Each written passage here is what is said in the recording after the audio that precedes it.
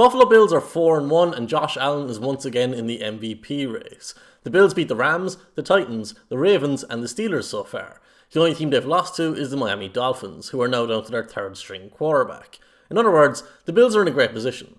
They're averaging more than 30 points per game, so it's safe to say that they're not missing former offensive coordinator Brian Daboll too much. Allen is still ripping off huge plays and the supporting cast is still full of weapons. So let's look at the quarterback's best plays on the season so far. Josh Allen is a big-armed quarterback, but during the early stages of his career he was a historically bad deep passer. He's since improved and now the Bills are one of the better shot play offenses in the NFL. It's a combination of Allen's arm strength, smart route combinations, great pass protection and great receiver play. This first play comes against the Miami Dolphins in Miami. You can see the Bills have 2 extra blockers in the backfield with 3 vertical routes working downfield. When the ball is snapped, one of the 2 backfield players will chip block then escape while the other stays in to block full time. Defensively, the Dolphins are showing cover 1 before the snap. Everyone between the tackles in the box is a potential pass rusher for Allen.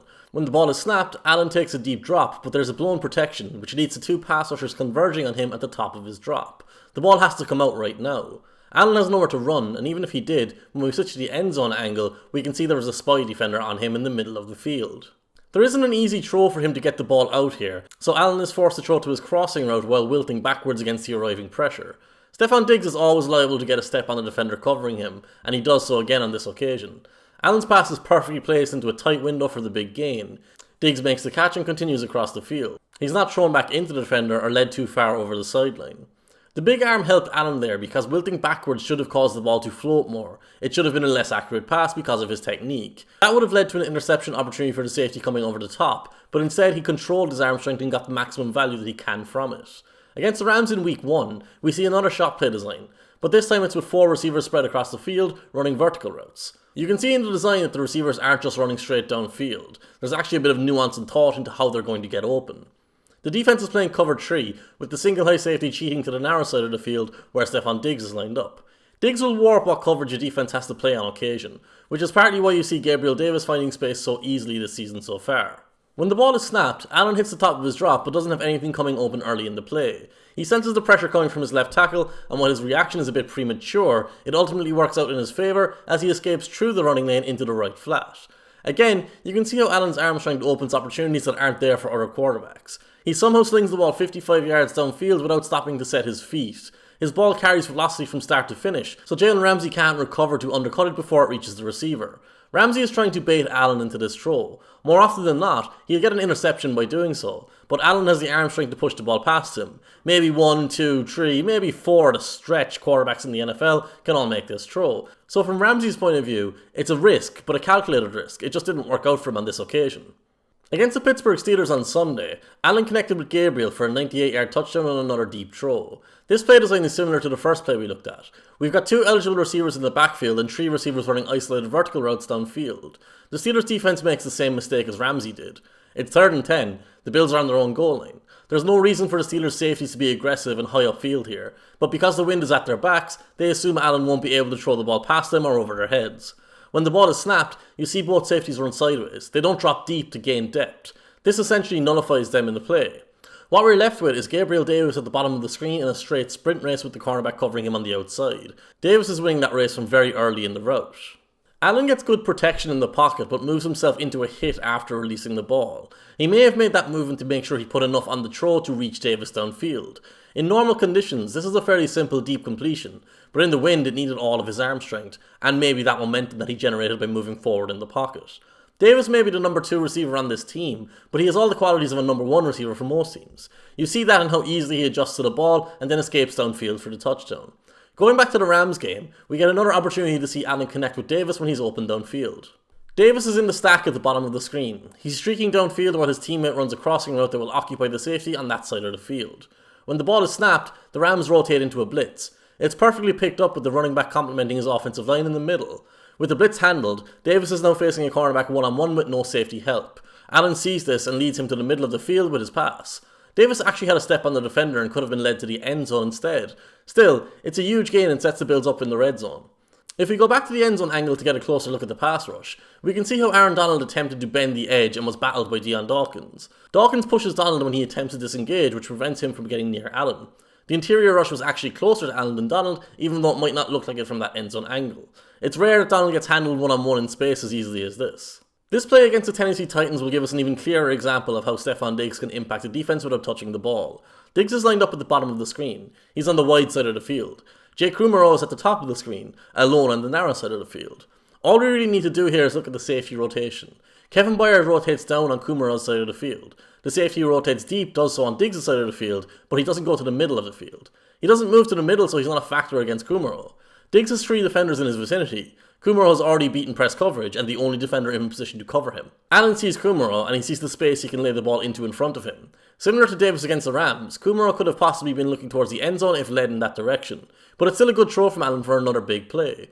Diggs should get the assist for opening up the opportunity, but the NFL doesn't really chart those things. On that play, the Bills kept 2 extra blockers in and used play action. They did everything they could to give Allen a clean pocket, but they often don't need to do anything to give Allen a clean pocket. His offensive line is the best pass blocking unit in the league and creates wide open space within the pocket and gives the quarterback time at the same time. Diggs is going to score a touchdown against the Titans on this play. He's the double move route at the bottom of the screen. The Bills won't keep extra blockers in this time, but Allen will be able to let the route fully develop before he begins his throwing motion. When we flip to the end zone angle, we can see the space and time that Allen has to work in. A 5-man blocking group against a 4-man pass rush should not create this pocket after 4 seconds. Nobody is even in position to try and threaten him or make him feel uncomfortable within the pocket. And since he could wait for his routes to fully develop, there's no anticipation or precision required with the throw. He's releasing the ball after Diggs has already come wide open on his double move. He's already gone through his break. It's a testament to Allen's improved accuracy that he makes these throws consistently, but these are not difficult plays for NFL quarterbacks. There are types of plays that helped Carson Wentz become one of the most popular quarterbacks in the NFL in Philadelphia before falling apart once those pockets disappeared. Now Ron Rivera is finding out what it's actually like to be Carson Wentz's coach. Allen is probably better than what Wentz was back then, but he's also definitely benefiting from playing in an ideal situation with a great supporting cast. On this play against the Dolphins, we've got 5 offensive linemen in position to pass protect with the field spread by receivers. There are no tight ends to chip block and nobody in the backfield to protect the quarterback as the 6th blocker. The Dolphins have 6 pass rushers at the line of scrimmage, 1 more than the Bills can block. But here you really see smart coaching. The Bills know the Dolphins have a tendency for cover 0 blitzes. This is a cover 0 blitz look. So at the snap, they move their slot receiver in motion behind the line of scrimmage. The defender covering him follows him and the receiver then blocks the edge rusher on the opposite side of the field. By going in motion then blocking, the slot receiver not only accounts for the 6th pass rusher, but he also takes out a 7th defender because he followed him in man coverage. That inverts the numbers advantage in the offense's favour. Allen looks away from Diggs initially, but he knows that's where he's going with the ball. He throws the ball ever so slightly behind his intended receiver, but Diggs makes the adjustment to complete the catch anyway. If Allen gets his throw right, it's a 75-yard touchdown. He still gets it right enough to gain 30 yards, so the Bills aren't actually complaining too much. We go back to the Steelers game to look at Allen working against a 3-man rush. Importantly, the offense is releasing everyone into routes here and not wasting bodies by keeping them in protection when they're not needed. Sometimes you can keep extra bodies in, the defense rushes 3, and there aren't enough options for the quarterback to throw the ball. That leads to sacks or inevitable throwaways. That's not the case here. The defense is going to drop everyone into coverage, but it's an unusual setup with 3 underneath defenders, 2 in the middle, and then a cover 3 shell on the back end. The Bills are going to exploit this with Gabriel Davis again. If we put the timer on, we'll see Allen let Davis get all the way downfield before starting his throwing motion.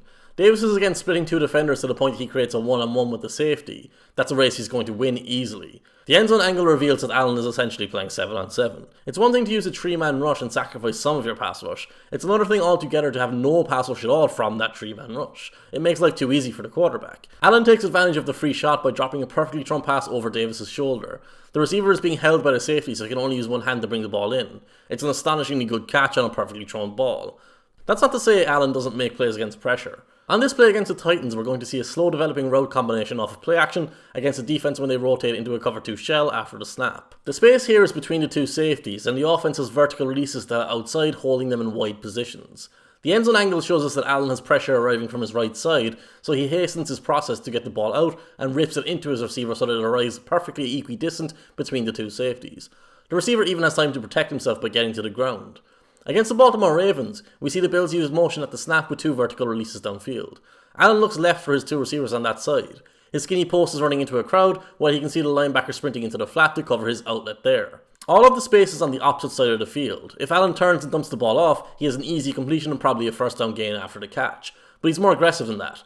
He instead seeks out Diggs' deep out route. Despite his right tackle being pushed back into his lap, Allen is able to push the ball to the sideline for Diggs to catch it before going out of bounds. And of course, Allen is a dual threat quarterback as well, a running quarterback. A huge percentage of his value to the Bills is in his athleticism, both in terms of how he impacts the running game and in designs, and how he saves passing plays by scrambling. His sheer size makes him a problem, but his quickness in tight spaces allows him to make defenders miss in different ways. Allen has developed into a good starting quarterback in the NFL, but he still showcases flaws that lead to unforced errors and missed opportunities. Right now, he's the quarterback of a great offense rather than a great quarterback. That's not necessarily a bad place to be. Carson Wentz is the extreme example, but another recent example would be Matt Ryan during his MVP and Super Bowl season. If everything continues to click for the Bills, they are capable of winning the Super Bowl this year with Allen leading that offense. But blowing out bad teams isn't necessarily the sign of a Super Bowl contender. It's how we perform against the better teams in the league consistently, the playoff teams, that really matters. Allen and the Bills are in the mix in that regard, but they don't necessarily stand out above the likes of the Kansas City Chiefs, the Baltimore Ravens, or any other of the top 10 teams in the NFL.